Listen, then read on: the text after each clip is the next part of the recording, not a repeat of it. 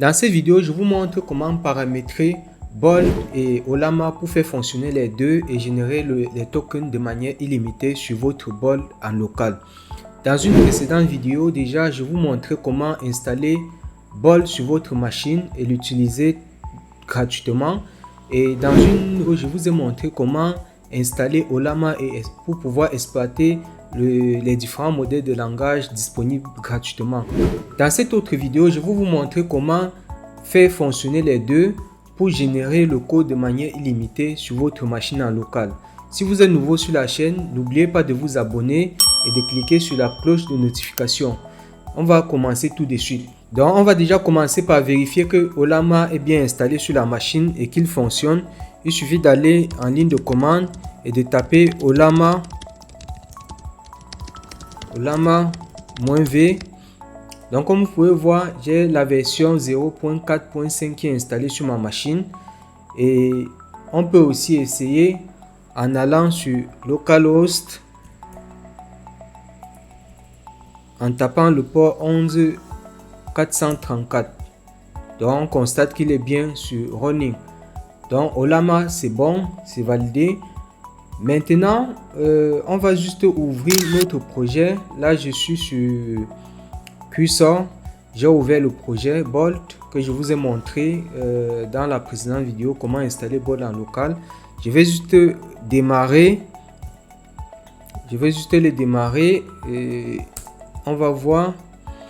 On patiente, il est en train de démarrer.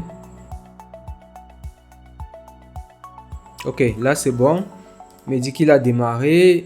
Je vais juste copier l'URL. Lui aussi, on le vérifie via le navigateur qui tourne bien, que le projet fonctionne bien. On patiente, il démarre. Donc, comme vous pouvez voir, Bolt est bien en local. Il marche aussi bien. Et voilà, sur des derniers travaux que j'ai générés, j'ai utilisé notamment OpenAI.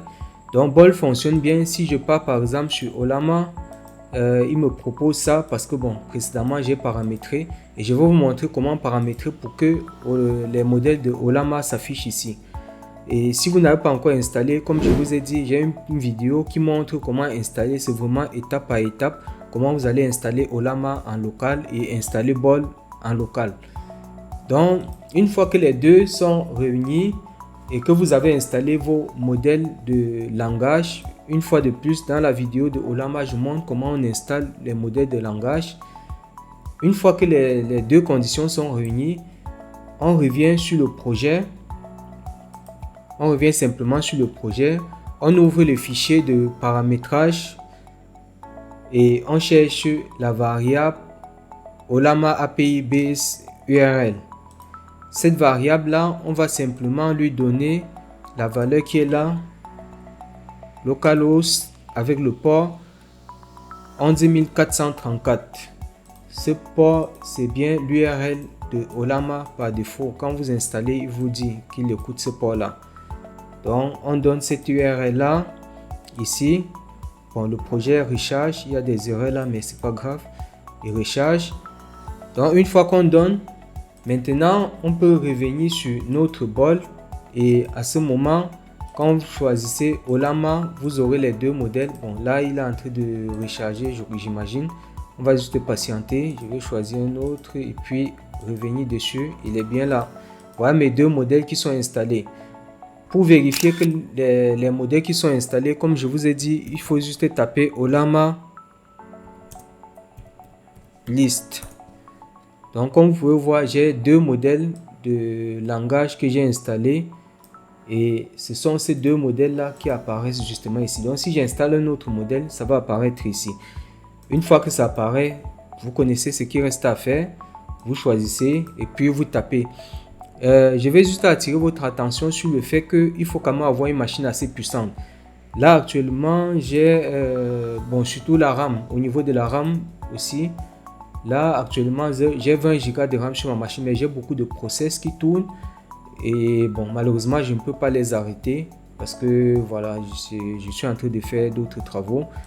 Mais quand vous faites ça, vous pouvez justement... Cette version que j'ai installée, elle est très légère et un peu incohérente, je vais dire. La version Tiny.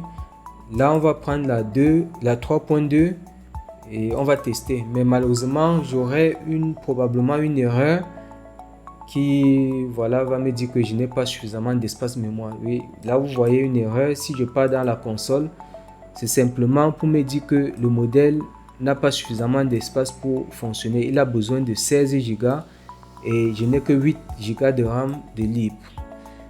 Donc voilà, si j'avais la RAM suffisante, il allait me générer mon code tranquillement, sans souci, comme vous le faites en ligne avec les autres modèles.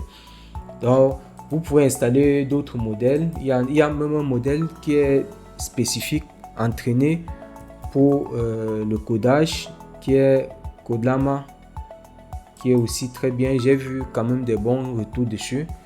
Et voilà. Donc, si vous avez des questions, n'hésitez pas à vous me poser en commentaire. Je me ferai plaisir de vous répondre. N'oubliez pas de vous abonner, de partager la vidéo aussi pour me soutenir. Et voilà, on se retrouve à la prochaine vidéo.